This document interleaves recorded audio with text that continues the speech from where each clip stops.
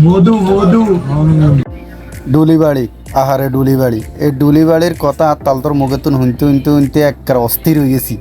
এই ডুলিবাড়ি আসলে কে জানি সুন্দর। এই মেয়া শুধু মেয়া 4-5 দিন ধরে জড়ি হয় আপনারা মেয়া কভার করি কই রায় আঁশের গোস্ত খাই যান ডুলিবাড়িতে।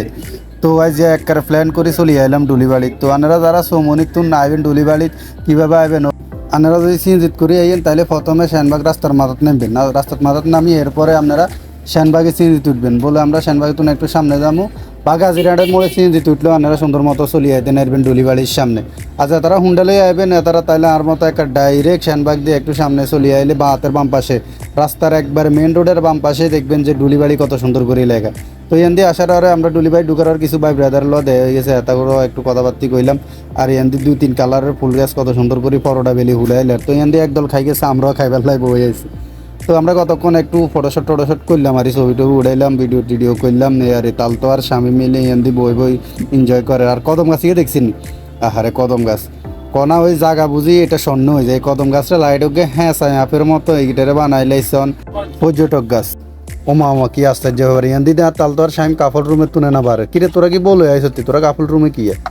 তবে ডুলিবাড়িতে সিঙ্গেলদের কোনো কাম নাই, তারা শুধু খাইতে চলে যাবেন। যা তারা কাপল আছেন বিয়ে করছেন বাবিরলে চলে যাবেন, সুন্দর সুন্দর ছবি উঠাবেন, বাবির রুম দোলনা খাইবো। তারপরে এতাগো যে বাইরের যে পরিবেশ পরিবেশটা আসলে এটা হচ্ছে মহিলাগো পরিবেশ, এটা তারা খুব ভালো এনজয় করবো। তারা ছবি উঠাইবো, একটু ভিডিও করবো, তারপরে কথাবার্তি কইব। মনে করেন যে এই যে বৈঠক রুম, এটা হচ্ছে বৈঠক রুমে আয়া রাত আলতো বই একটু কথাবার্তি কইর কিন্তু একটু ভিডিও লইলাম।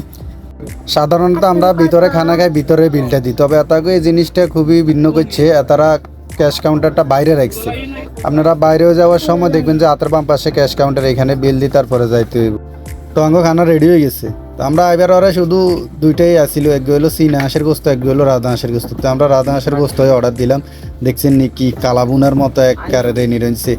আপনারা যারা ডুলিবাড়িতে আইবেন রাধা হাঁসের গোস্তটা একটু ট্রাই করিয়েন, আশা করি ভালো লাগবে। তো ইয়ান দিয়ে আর বন্ধু ব্যাকেরে সার্ভ করে দের, হাতার কোয়াল এরকম হাতে দিয়ে না যায় ইয়ানে ব্যাকেরে সার্ভ করে দেয়। তবে এতে এটা ভালো কাজ করে, কারণ খেজমতে খোদা রাজি বেদাতে জান্নাত, আমরা একটা কথা জানি।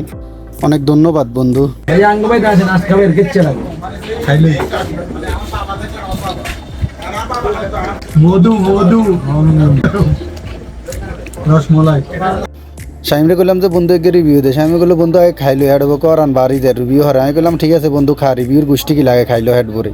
তালতো তো আর কি রিভিউ লো, মেয়ে ডুলিবাইত খাইতে খাইতে মেয়ে জীবন ইয়ানে শেষ দিয়ে লাগছে। আচ্ছা যাই হোক, তো আপনারা ডুলিবাইত আইলে অন্তত এতগো বাইরে যে আউটলেটটা মানে খুব সাজানো গোছানো, এটা খুব ভালো লাগবো।